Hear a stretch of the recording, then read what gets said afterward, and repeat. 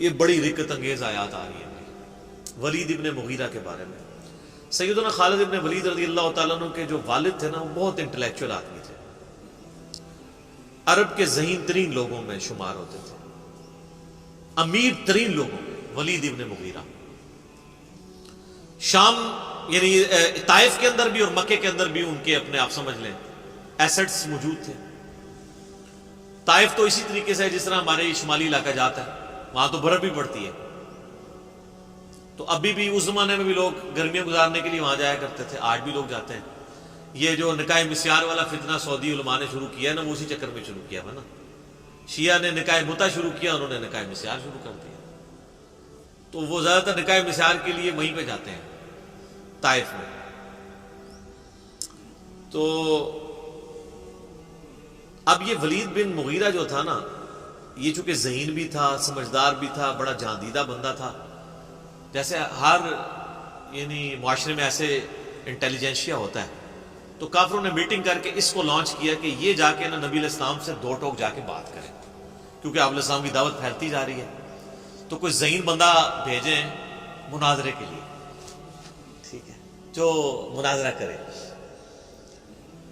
اب آپ علیہ السلام کے پاس جب وہ آیا، آپ صلی اللہ علیہ وآلہ وسلم سے جب گفتگو شروع ہوئی تو اس نے ہر طرح سے سوال کر کے آپ کو نا چیک کیا، جس کا ذکر جو ہے نا وہ پچھلی صورت میں بھی گزر چکا ہے، میں نے پہلے بتایا تھا، آگے جا کے نا اس کی ڈیٹیل بھی آئے گی۔ سورہ المعارج میں تھا یا سورہ قلم میں تھا۔ تو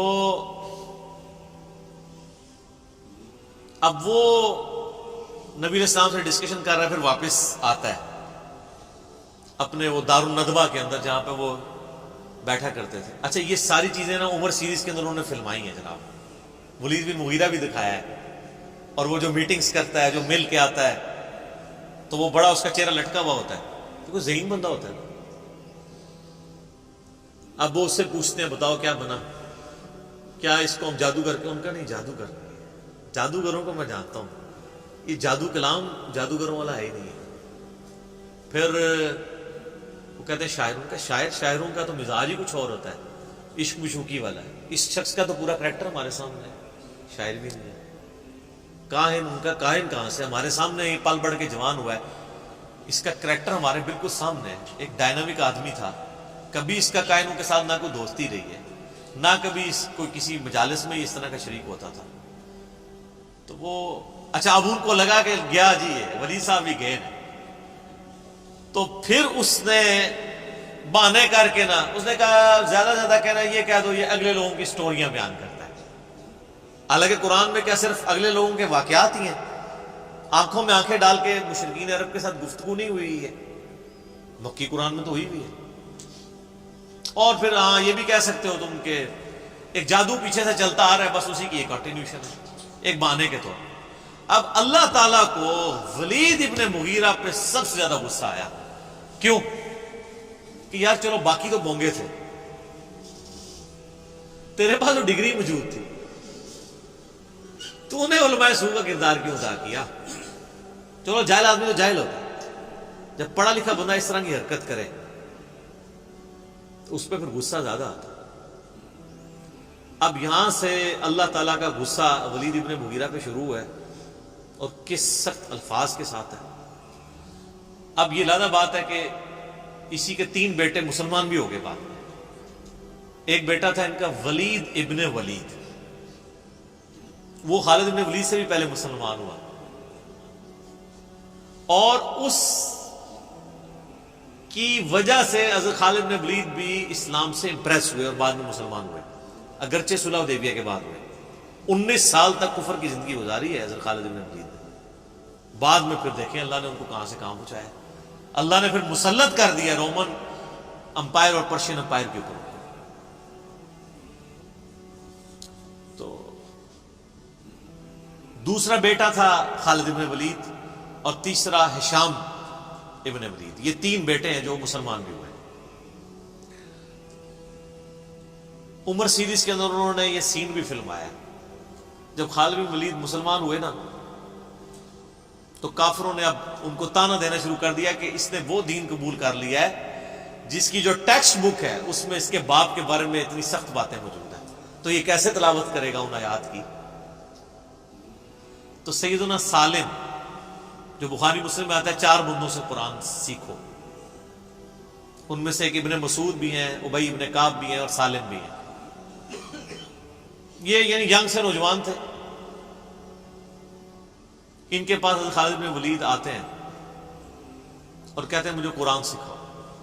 یار اسلام بڑوں بڑوں کی عقل توڑ دیتا ہے، یہ عرب کے لوگ یہ غلاموں کو تو جوتی کے برابر نہیں سمجھتے تھے، اور کدھر اسلام ہے کہ وہ ایک غلام زادے سے کہہ رہے ہیں کہ مجھے یار قرآن سکھاؤ۔ تو انہوں نے کہا ٹھیک ہے، انہوں نے کہا سب سے پہلے مجھے وہ آیات سکھاؤ جو میرے باپ کے بارے میں نازل ہوئی۔ ہائے ہائے ہائے، سر کتنا جگرا چاہیے! اور وہ انہوں نے جو سین فلمایا ہے نا، وہ بندے کے آنسو نہیں رکتے۔ آپ اگر عمر سیریز میں وہ دیکھ لیں کہ کیا کیفیت ان کے اوپر طاری ہوتی ہے، کتنا ان کو پسینہ طاری ہو جاتا ہے۔ یار آپ ذرا امیجن کریں نا کہ ہم میں سے کسی کے ماں باپ کے بارے میں قرآن میں آیات ہوں کہ اللہ تعالیٰ فرمائے کہ اس کو ہم عنقریب دوزخ کے اندر جھونکیں گے جہاں وہ نہ زندوں میں ہوگا نہ مردوں میں، اور یہ کہنے والا اس کائنات کا مالک ہو، جس کے اوپر کسی کی دھونس نہ چل سکتی، جس کا فیصلہ کوئی ریورٹ نہ کر سکتا، تو اس بندے کی کیا کیفیت ہوگی؟ اب وہ آیات شروع ہو رہی ہیں۔ اب آپ کو ان آیات کے اندر درد جو محسوس ہوگا نا، وہ اس ساری گفتگو کے بعد آپ فیل کریں گے اس کو۔ ذرنی ومن خلقت وحیدا، اے نبی چھوڑ دیں اس کو جس کو ہم نے اکیلا پیدا کیا تھا، یعنی یہ اکیلا پیدا ہوا تھا، لیکن اس کی آج یہ جرت سورۃ القلم میں آتا ہے نا اس کے بارے میں، اکیلا تھا اور اللہ نے اس کو اتنا نوازا۔ کیسے؟ وَجَعَلْتُ لَهُ مَالًا مَمْدُودًا، ہم نے اس کو مال کثیر دیے، وَبَنِينَ شُهُودًا، اور کتنے بیٹے دیے جو ہر وقت اس کی نظروں کے سامنے رہتے ہیں۔ قبائلی سسٹم میں بیٹوں کی بڑی اہمیت ہوتی تھی نا، جس کے جتنے 5 بیٹے تھے اس کے، تو وہ بڑا ایک سمجھا جاتا تھا کہ جی جناب بھی بڑی مضبوط بندہ ہے۔ اللہ فرماتا ہے اکیلا پیدا ہوا تھا، اتنا کمزور تھا، میں نے اسے اتنا مال دیا، عرب کا امیر ترین شخص یہ بن گیا، میں نے اس کی آنکھوں کے سامنے رہنے والے اس کو بڑے یعنی بیٹے دیے، 5 بیٹے۔ وَمَهَّدتُّ لَهُ تَمْهِيدًا، اور ہم نے اسے ہر طرح کا دنیا کا سامان عطا فرمایا تھا۔ ثُمَّ يَطْمَعُ أَنْ أَزِيدَ، پھر بھی وہ طمع رکھتا ہے کہ ہم اسے مزید دیں۔ دوسری طرف تو ظاہر ہے کہ وہ تو بخاری مسلم کی حدیث ہے، کسی کے پاس سونے کی 2 وادیاں ہونا تو وہ کہے گا میرے پاس تیسری آ جائے، اس کا پیٹ تو قبر کی مٹی بھرے گی۔ تو یہ تو انسان میں بلٹ ان ایک ہے۔ کلا، ہرگز نہیں، یہ وہی ہے نا، انہ کان لآیاتنا عنیدا، یہ ہماری آیات کا سخت دشمن ہے۔ سأرہقہ صعودا، میں عنقریب اسے مجبور کروں گا کہ یہ وہ کٹھن چڑھائی چڑھے، یعنی دوزخ کے اندر۔ آپ پتہ دوزخ میں چند عذابات یہ بھی ہیں کہ پہاڑ کے اوپر چڑھایا جائے گا۔ سخت گرمیوں میں سر سیڑھیاں چڑھنا مشکل ہو جاتی ہیں، اور اگر کسی کو یہ سزا دے دی جائے کہ سخت گرمیوں میں اس نے 2-3 کلومیٹر اونچا پہاڑ سر کرنا ہے، تو یہ کتنا بڑا عذاب ہے۔ عنقریب ہم اسے چڑھائی پہ چڑھائیں گے۔ انہ فکر وقدر، بے شک اس نے غور کیا اور ایک دماغ سے کوئی بات طے کر لی۔ فقتل کیف قدر، اس پہ پھٹکار ہو اس نے کیسا دماغ لڑایا۔ ثم قتل کیف قدر، پھر اس پہ پھٹکار ہو اللہ کی طرف سے، یہ برباد ہو جائے، اس نے کیسی بری بات سوچی۔ یعنی اس کے دل نے بھی گواہی دے دی تھی کہ یہ پیغمبر ہے، پھر بھی اس نے جان بوجھ کے اپنی چودراہٹ قائم رکھنے کے لیے کیسے دماغ میں پلان تیار کیے۔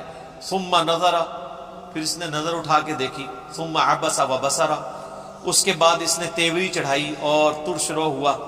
ثم ادبر واستکبر، پھر اس نے پیٹھ پھیری اور غرور کیا۔ یہ اس کی ساری ایکٹنگ جو کچھ اس نے کی ہے نا اس مجلس کے اندر، یہ سے آپ کو پتہ ہی ہے نا، یہ نعت خوان بھی جو بڑے بڑے ہوتے ہیں نا، ان کو بھی آپ دیکھیں سپیکر میں آ کے تھوڑی تھوڑی دیر بعد کر رہے ہوتے ہیں، کبھی کچھ نکال رہے ہوتے ہیں کہ اپنا تھوڑا روپ ڈالنے کے لیے۔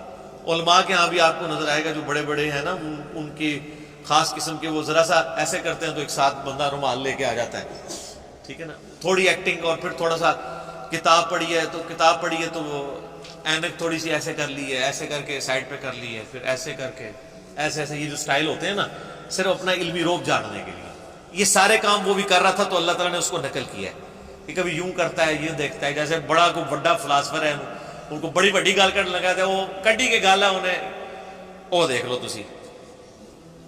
فقال ان هذا الا سحر یؤثر، ہاں یہ کہہ سکتے ہو یہ جادو ہے جو پچھلوں سے چلتا آ رہا ہے.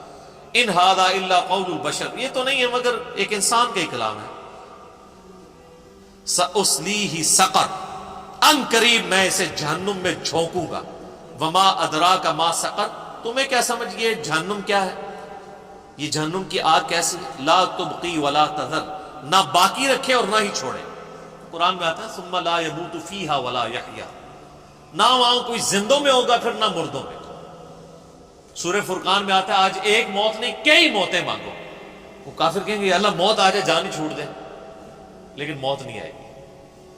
اللہم اجرنا من النار، اللہم اجرنا من النار، اللہم اجرنا من النار، آمین.